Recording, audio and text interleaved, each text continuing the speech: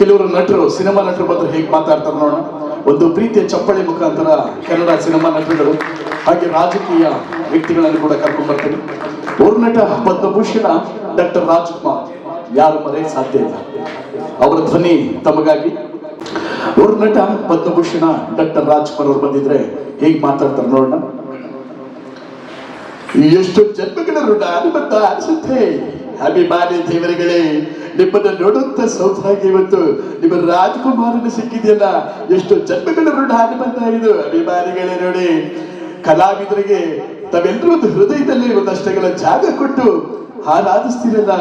ಇವತ್ತು ಕೂಡ ನಿಮ್ಮ ರಾಜ್ಕುಮಾರ ಏನು ಓದಿಲ್ಲ ಬರ್ದಿಲ್ಲ, ಅವ್ರ ಮನೆ ಕೈಯಾಗ ಚಾಮರಾಜನಗರದಲ್ಲಿ ಇರ್ಬೇಕಾದ್ರೆ ಎಣ್ಣೆ ಮೇಯಿಸ್ತಾ ಇದ್ದೆ ನಿಮ್ಮ ರಾಜ್ಕುಮಾರ. ಮೈಸೂರು ಯೂನಿವರ್ಸಿಟಿಯವರು ಡಾಕ್ಟರೇಟ್ ಕೊಡಬೇಕಾದ್ರೆ ಅವ್ರು ಕೇಳಿದ್ರೆ ಏನ್ ನೋಡ್ತು ಕೊಡ್ತಾ ಇದ್ರೆ ನನಗೆ ಡಾಕ್ಟರೇಟ್ ಟೀಮ್ ಅಂತ ಕೇಳಿದೆ. ಅಭಿಮಾನಿ ದೇವರುಗಳೇ, ಏನೇನೋ ಪ್ರಶಸ್ತಿಗಳು, ಕರ್ನಾಟಕ ರತ್ನ, ಪಾಲಿಕೆ ಪ್ರಶಸ್ತಿ, ಹಲವಾರು ಪ್ರಶಸ್ತಿಗಳನ್ನು ಕೊಟ್ಟಿದ್ರಿ ನೀವು. ಆದ್ರೆ ಅದಕ್ಕಿಂತ ದೊಡ್ಡ ಪ್ರಶಸ್ತಿ ನನಗೆ ಗೊತ್ತಿದೆ. ಯಾವ್ದಪ್ಪ ಅಂತಂದ್ರೆ ನಿಮ್ಮ ಹೃದಯದಲ್ಲಿ ಇರೋದಕ್ಕೆ ಒಂದು ಸ್ವಲ್ಪ ಜಾಗ ಕೊಟ್ಟಿದ್ದೀರಲ್ಲ, ಅದಕ್ಕಿಂತ ದೊಡ್ಡ ಪ್ರಶಸ್ತಿ ನಿಮ್ಮ ರಾಜ್ಕುಮಾರನಿಗೆ ಬೇಕಿಲ್ಲ ಅಂತ ಹೇಳ್ತಾ ಎರಡು ಮಾತುಗಳು ಮುಗಿಸ್ತಾ ಇದ್ದೀರಿ. ಅಭಿಮಾನಿ ದೇವರುಗಳೇ, ಇದು ನಿಮ್ಮ ವಾಹಿನಿಯ ಕಲಾವೇದಿಕೆ. ಆ ಕಲಾವೇದಿಕೆ ಇದೆಯಲ್ಲ, ನೂರಾರು ಕಾಲ ಅದು ಸಾವಿರಾರು ಕಾರ್ಯಕ್ರಮಗಳನ್ನು ಮಾಡಿ ನಿರಂತರವಾಗಿ ಆ ಸೇವೆ ಸಲ್ಲಿಸಲಿ ಅಂತ ಹೇಳ್ತಾ ಎರಡು ಮಾತನ್ನು ಮುಗಿಸ್ತಾ ಇದ್ದೀನಿ. ಅಭಿಮಾನಿ ದೇವರುಗಳೇ, ನಮಸ್ಕಾರ. Thank you. ಅಭಿನಯ ಭಾರ್ಗವ ಸಾಹಸ ಸಿಂಹ ವಿಷ್ಣುವರ್ಧನ್ ಅವರು ಬಂದಿದ್ರೆ ಹೇಗೆ ಮಾತಾಡ್ತಾ ಇದ್ರು ನೋಡೋಣ. ಸಿನಿಮಾ ಡೈಲಾಗ್ ಅಭಿನಯ ಭಾರ್ಗವ ವಿಷ್ಣುವರ್ಧನ್. ಈ ಕೈ ಕರ್ನಾಟಕದ ಆಸ್ತಿ, ಪಂಚಕೋಟಿ ಕನ್ನಡಿಗರ ಶಕ್ತಿ. ಮುಷ್ಟಿ ಮಾಡಿ ಹೊಡ್ತಾ ಅಂದ್ರೆ ಎದ್ದು ಬಂದಿದ್ದು ಚರಿತ್ರಲೇ ಇಲ್ಲ.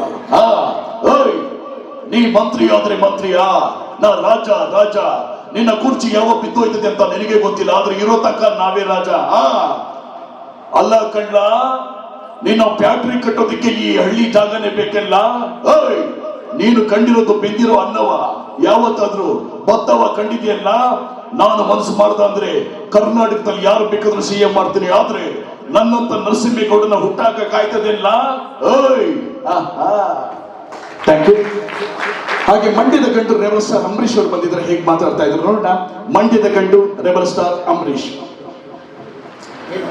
ಎಲ್ಲರಿಗೂ ನಮಸ್ಕಾರ. ನೋಗೆ ಚಾನ್ಸೇ ಇಲ್ಲ, ಯಾರು ಹೇಳಿದ್ದು ಅವನು ಹೇಳ್ತಾನೆ ಅಲ್ವಾ. ಬಹಳ ಸಂತೋಷ. ಇದು ನಿಮ್ಮ ವಾಹಿನಿ ಕಲಾವೇದಿಕೆ, ಬಹಳ ಜನ ಕಾರ್ಯಕ್ರಮವನ್ನು ಮಾಡ್ತಾ ಇದ್ದೀರಾ, ಬಹಳ ಸಂತೋಷ. ನೋಡಿ, ಎಷ್ಟೇ ಕೆಲಸದಲ್ಲಿ ಬಿಸಿ ಇದ್ರು ನಮ್ಮ ಹೆಣ್ಣುಮಕ್ಕಳು ಧಾರಾವಾಹಿ ಬಿಟ್ಟು ಇಲ್ಲಿ ಬಂದಿದ್ದೀರಾ ಅಂದ್ರೆ ಕಲಾವಿದರಿಗೆ, ವಾಹಿನಿಗೆ ಕೊಡುವಂತ ಗೌರವ. ಹೆಣ್ಣು ಮಕ್ಕಳಿಗೊಂದು ಚಪ್ಪಾಳೆ ಬಂದ್ರೆ ಆಮೇಲೆ ನಮ್ಮ ಹುಡುಗರು ಏನೋ ಅಂಬರೀಷಣ್ಣ ಬರೀ ಹೆಣ್ಣು ಮಕ್ಕಳ ಬಗ್ಗೆ ಮಾತಾಡಿದೀರಾ, ನಾವು ಗಂಡು ಮಕ್ಳು ಏನ್ ಮಾಡಿದ್ವಿ. ಗಂಡು ಮಕ್ಕಳು ಕೆಲವರು ಸಂಜೆ ಆಯ್ತು ಅಂದ್ರೆ ಬಾರ್ ಕಡೆ ಹೋಗ್ಬಿಡ್ತಾರೆ, ಬಟ್ ಆಯ್ತವ. ಅವರು ಕೂಡ ಅದನ್ನು ಬಿಟ್ಟು ಎಲ್ಲ ಕೆಲಸ ಕಾರ್ಯ ಬಿಟ್ಟು ಬಂದಿದ್ದೀರಲ್ಲ, ಗಂಡು ಮಕ್ಕಳಿಗೆ ಬರ್ಲಿ ಒಂದು ಜೋರಾದ ಚಪ್ಪಾಳೆ.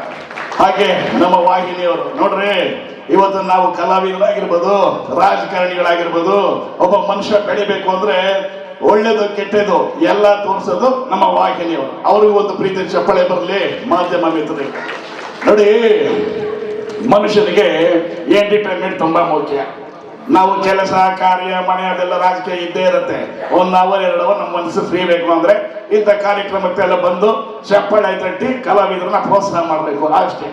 ನಾನು ಜಾಸ್ತಿ ಹೊತ್ತು ಮಾತಾಡೋಲ್ಲಪ್ಪ, ಯಾಕಂದ್ರೆ ನಾವು ಸಂಜೆ ಆದ್ಮೇಲೆ ಜಾಸ್ತಿ ಮಾತಾಡಲ್ಲ. ಏನಿದ್ರು ಇನ್ನು ಉಳಿದವರು ಕಲಾವಿದಿದ್ದಾರೆ. ಎಲ್ರಿಗೂ ನಮಸ್ಕಾರ, ಬರ್ತೀನಪ್ಪ. Thank you. ಹೆಚ್ಚಿನ ವಿಡಿಯೋಗಳಿಗಾಗಿ ಮಿತ್ರರ ಮಿತ್ರ ಚಾನೆಲ್ ಅನ್ನ ಸಬ್ಸ್ಕ್ರೈಬ್ ಮಾಡಿ, ಬೆಲ್ ಐಕಾನ್ ಒತ್ತಿ.